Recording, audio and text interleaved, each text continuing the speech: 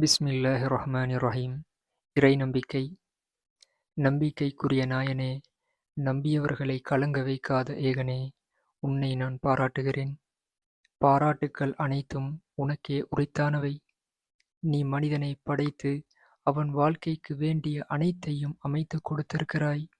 தம் வாழ்க்கையை சிறப்புடன் அமைத்துக் கொள்வதற்காக சிலர் அரும்பாடுபடும் அதே நேரத்தில் வேறு சிலர் உன் மீது முழு நம்பிக்கை வைத்து பெருமிதத்துடன் வாழ்கிறார்கள்.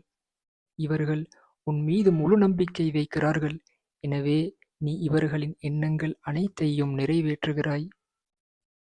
இறை நம்பிக்கை என்பது இஸ்லாத்தின் அடிப்படை கொள்கைகளில் ஒன்று. அதே நேரத்தில் இறை வழி நடப்பவர்களுக்கு இறுதி எல்லைகளில் ஒன்று. முறைப்படி இறைவன் மீது நம்பிக்கை வைப்பவர்கள் மிகக் குறைவு. இதை சரிவர உணர்ந்து கொள்வதே சிரமம். உணர்ந்து செயலாற்றுபவர்களைப் பற்றி கேட்க வேண்டுமா? இறைவன் மீது எவ்வாறு நம்பிக்கை வைக்க வேண்டும்? உலகைப் படைத்தவன் அவன். உங்களையும் என்னையும் படைத்தவன் அவன். நமக்கு உணவையும் பசியையும் படைத்தவனும் அவன்தான். சம்பாத்திய முயற்சிக்கு முற்றுப்புள்ளி வைத்துவிட்டு, இறைவனே, என் பசிக்கு உணவு கொடு என்று ஓலமிடலாமா? இறை நம்பிக்கை என்றால் என்ன? இறைவன் மீது முழு நம்பிக்கை வைப்பவர்கள் எதற்காக சிரமப்பட்டு உழைக்க வேண்டும்? அதற்கு தேவை என்ன? நம்பியவர்களுக்கு துரோகம் செய்யாத இறைவன் மனிதனின் தேவையை முடித்துக் கொடுக்க மாட்டானா? இவ்வாறு இறை நம்பிக்கை குறித்து எண்ணற்ற வினாக்கள் எழும்புகின்றன. முறைப்படி அனைத்தையும் நாம் ஆராய்வோம். இறை நம்பிக்கையுள்ளவர்கள் எப்படி நடந்தார்கள்? அவர்கள் அது பற்றி என்ன சொன்னார்கள்? ஏன் சொன்னார்கள்? நீங்களும் நானும் இறைவன் மீது எப்படி, எந்த அளவுக்கு நம்பிக்கை வைக்க வேண்டும் என்பன போன்றவற்றை உரிய இடங்களில் ஆராய்வோம். குர்ஆன் பேசுகிறது. ஆம், இறை நம்பிக்கை குறித்து குர்ஆன் என்ன பேசுகிறது என்று முதலில் நாம் பார்க்க வேண்டும். அது தெய்வ நூல். அதன் கருத்துக்கு மாறுபட்ட அனைத்தும் குப்பையில் போடப்பட வேண்டியவை. எனவே திரு குர்ஆனின் கருத்துக்கு நாம் முதலிடம் கொடுப்போம். அப்புறம் பெருமானாரின் பொன்மொழிகளையும் நபித்தோழர்களின் நடைமுறைகளையும் ஆராய்வோம். அடியில் இடம்பெறும் கருத்துக்கள் அனைத்தும் திரு குர்ஆனில் உள்ளவை. நீங்கள் உண்மை முஸ்லிம்களாக இருந்தால் இறைவனை நம்புங்கள். இறை நம்பிக்கைக்கும் உண்மை முஸ்லிமுக்கும் இடையிலுள்ள தொடர்பு இங்கு வலியுறுத்தப்படுகிறது. ஒருவன் இறைவனை நம்பினால் அவனுக்கு அது போதுமானது. இறைவனை நம்பினோர் கைவிடப்படார் என்ற கருத்து இங்கு சுட்டிக்காட்டப்படுகிறது. இறைவனை தவிர்த்து நீங்கள் யாரை உதவிக்கு அழைக்கிறீர்களோ அவர்கள் உங்களைப் போன்ற அடிமைகளே.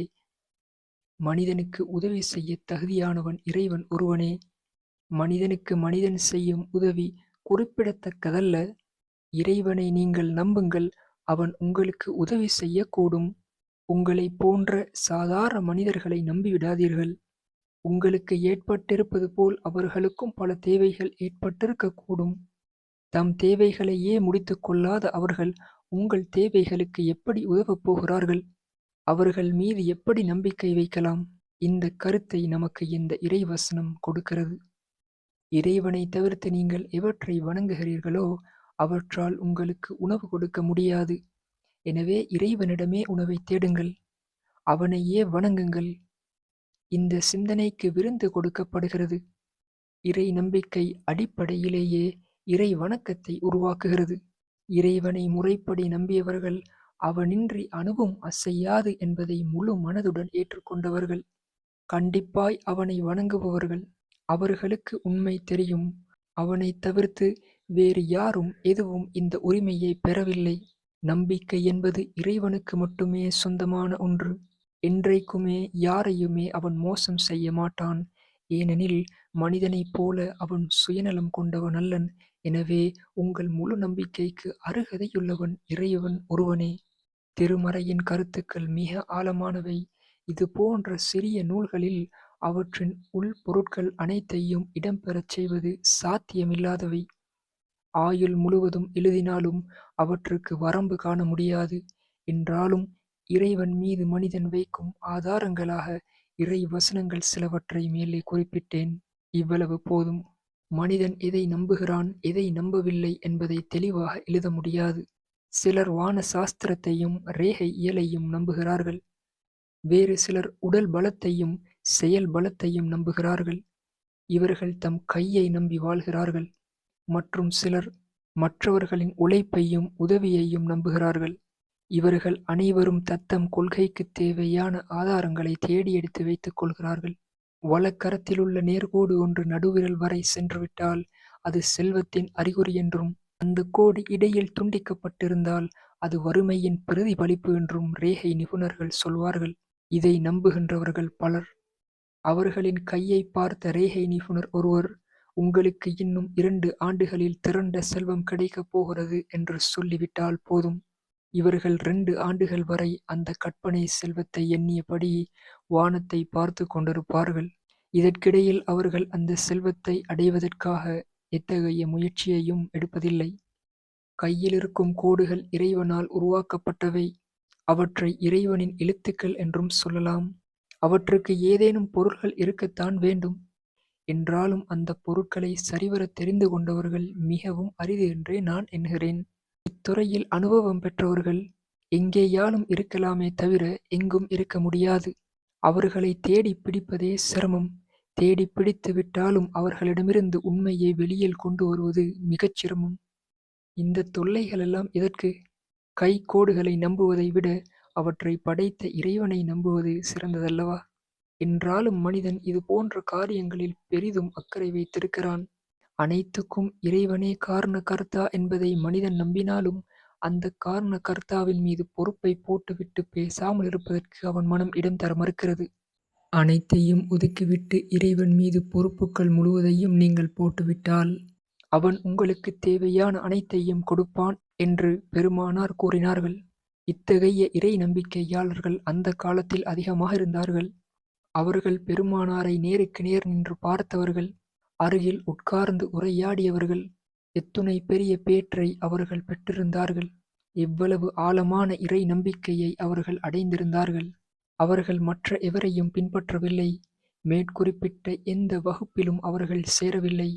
வானஇயலுக்கும் ரேகை சாஸ்திரத்துக்கும் அவர்கள் முக்கியத்துவம் கொடுக்கவில்லை.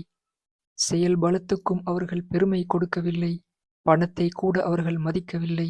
பெட்டியிலுள்ள செல்வத்தை எல்லாம் அவர்கள் இறை வழியில் தர்மம் செய்தார்கள். கையிலிருக்கும் பணத்தை விட இறைவன் உங்களுக்கு கொடுக்கப் போகும் நல்லருளை அதிகமாக நம்புங்கள். மக்களுக்கு மத்தியில் நீங்கள் செல்வனாக இருக்க ஆசைப்பட்டால் இப்படிச் செய்யுங்கள் என்று பெருமானார் கூறியிருக்கிறார்கள். இப்படி நம்புவது சிரமமான காரியம்தான். என்றாலும் அதை அசாத்தியம் என்றும் சொல்லிவிட முடியாது. ஏனெனில் இந்த வழியில் நடந்து காட்டியவர்கள் வரலாறுகளின் ஏடுகளில் காணப்படுகிறார்கள். அறவழியை மக்களுக்குப் போதித்த குற்றத்துக்காக இப்ராஹிம் அலைஹிஸ்ஸலாம் இயந்திரத்தின் மூலம் தீக்குழிக்கு வீசப்பட்டார்கள். வானளாவி உயர்ந்து துடிக்கும் தீ நாக்குகளுக்கு மத்தியில் அவர்கள் வந்து விழுந்தபோது வானவர் ஜிப்ரீல் எதிரில் தோன்றினார். என்னுடைய உதவி உங்களுக்கு தேவையா? உதவ காத்திருக்கிறேன். உம்முடைய உதவியா? என்று இப்ராஹிம் அலைஹிஸ்ஸலாம் ஆச்சரியத்தோடு கேட்டார்கள். உதவி எனக்கு தேவையில்லை. இறைவன் எனக்கு போதுமானவன். அவனிடம் என் பொறுப்புக்கள் முழுவதையும் நான் ஒப்படைத்து விட்டேன். பொறுப்பாளர்களில் அவன் மிகச் சிறந்தவன். தாவூத் நபிக்கு இறைவன் அனுப்பிய செய்தியின் அடியில் இடம்பெறுகிறது. தாவூதே, அகிலம் முழுவதும் எதிர்த்து நின்று சதி செய்தாலும் என் மீது பூர்ண நம்பிக்கையுள்ள மனிதனை நான் காப்பாற்றுவேன். மனிதனுக்கும் இறைவனுக்கும் இடையில் உருவாகும் இந்த தொடர்பை வரலாற்று துணுக்கு ஒன்று தெளிவுபடுத்துகிறது. துறவி இப்ராஹிம் பின் அதஹம் ஒரு பாதிரியாரை கேட்டார், நீர் எங்கிருந்து சாப்பிடுகிறீர்? பாதிரியாரின் விடை பட்டெனத் தெரித்தது. எனக்கென்ன தெரியும்? நீங்கள் இந்த கேள்வியை என்னிடம் கேட்டிருக்க வேண்டியதில்லை. இறைவனிடம் கேளுங்கள். அவன் எனக்கு எங்கிருந்து எப்படி உணவளிக்கிறான் என்று. ஹரம் பின் ஹையான் உவைசுல் கர்னியுடன் உரையாடிக் கொண்டிருந்தார். நான் எங்கிருக்க வேண்டும் என்று நீங்கள் சொல்கிறீர்கள் என்றார் ஹரம். சிரியாவை நான் விரும்புகிறேன். நீங்கள் அங்கிருக்க வேண்டும் என்றுதான் நான் விரும்புகிறேன். ஹரம் திடுக்கிட்டார். அவருக்கு அது புதிய இடம். சிரியாவில் அவருக்கு வியாபாரம் எதுவும் கிடையாது. எனவே அவருக்கு அங்கு வருமானம் கிடைக்க வழியில்லை. சிரியாவிலா? அங்கு என்னால் எப்படி வாழ முடியும்? வருமானத்துக்கு வழியில்லையே. உவைஸ் ஏறிட்டு பார்த்தார். அவர் கண்களில் வெறுப்பு நிழலிட்டது. சீ, இதயங்கள் கெட்டுப் போய்விட்டன. உங்கள் இதயத்தில் சந்தேகம் தோன்றிவிட்டது. எனவே அறிவுரை கூறுவதில் அர்த்தமில்லை, பயனும் இல்லை. மேற்குறிப்பிட்ட வரலாற்று துணுக்குகள், சம்பாஷணை துண்டுகள் உங்களுக்கு தெளிவை கொடுக்கும் என்று நான் நம்புகிறேன்.